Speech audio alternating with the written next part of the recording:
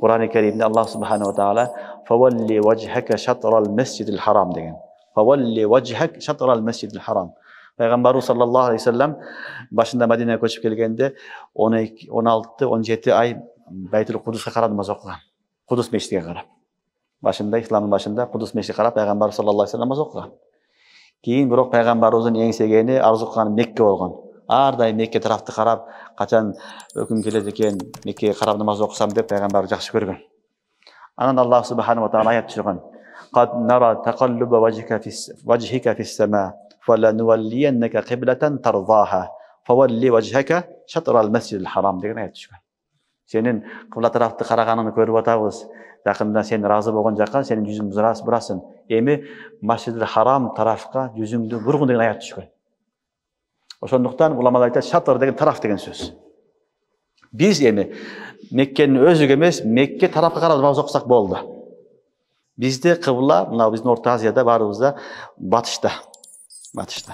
Bunun özünçe ilimi var, kanты kıblаны çıkarat, ustazlar okutat. Okuysunlar, başka bilesiңер. Andan sırtkarıdagı en жеңил жолу var. Bunu da bilip algıla, kıblаны табыштын. Taharride başka gerek bolot. Bu bizde kıbla batış tarafta. Kıbla bu gün balдар kışında başka batat, jayında başka batat. Maşriqayn, magribayn bolat. Kışında gün bu tarafga batsa, jayında bu tarafga batat misалы. Ушул эки баткан ортосу ушул биздин кыбла. Бул эң жеңил билиш жолу ушул кыбланы. Кышында белгилеп коесуңар, кайерге баскан батканына. Жакшылап белгилеп коесуңар. Жазында белгилеп коесуңар, кайтып батканына. Күн узарган баягы кыска убакыттарына. Экөөнү белгилеп койсоң, ортосу чыгат.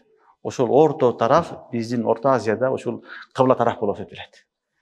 Эгерде композ жок болсо, башка илим билбесе, мечит курам, намаз окуйм талаада десе, ушул тарап менен окуса боло берет. Ошол адам кыбла тарафты тапты, анын намазы болду деп айтабыз. Түшүнүңөрбү? Бул кыбланын табуудун жеңил жолу. Экинчиси, кыблага караганда дагы мечит болобу, намаз окуйбу, анын градусу да каралат. Эгерде кыблага карап окуп аткан адамдын мечити же өзү 45 градустан өтүп кеткен болсо, намаз болбойт. Кыбла тараф дегендин дагы чеги бар. 45 градустан ашып кеткен болсо, мечиттин михрабы, окуган намазың, намаз болбойт ал. Анын ичинде болсо болот. Бирок ошондо дагы макрух тахримигече барат. Эгерде 10-15 ашып барса 20-нын тегерегинде болсо намаз боло берет. Андан көбөйүп бараткан сайын намаз макрух боло берет. 45тен ашып кетти. Анда кыбла бул тарапта болсо, сен бул жака окутасың деген сөз болуп калат. Анда намазың болбойт.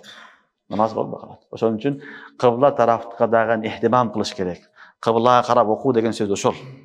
Ошон үчүн кыблага карап окуганда жүзүңдү бур деген сөз ошол. Кыбла тарафка бурабыз, тарафтын дагы чеги бар. Ошол кыбла болду деп эле, батыш деп эле, ушул дагы оң жагына, сол жагына бура бербейсиң. Батышты дагы тандайсың. Тандаганда азыр айттык, эки күн батыштын ортосун тандап, ошол жер биздин кыблабыз болот, ошол жака окулат. Ошон үчүн мечит курганда, мечит салганда, намаз окуганда, намазкана курганда бүт баарында кыбланы тактап алыш керек. Азыр жакшы замана болду, композ менен текшерип берет. Андан сырткары башка илимдери менен бар. Андан сырткары дагы 3-илимин айтты, жолуну аны менен дагы кыбланы тактап билсе болот. Кээ бир мечиттер бар, Кыргызстанда курулуп калган. Ашар менен башка менен ура куруп коюшкан, бирок кыблалар туура эмес. Анан айтсаң, жамаат каршы чыгат, окуй берелик дейт, намаз болбойт.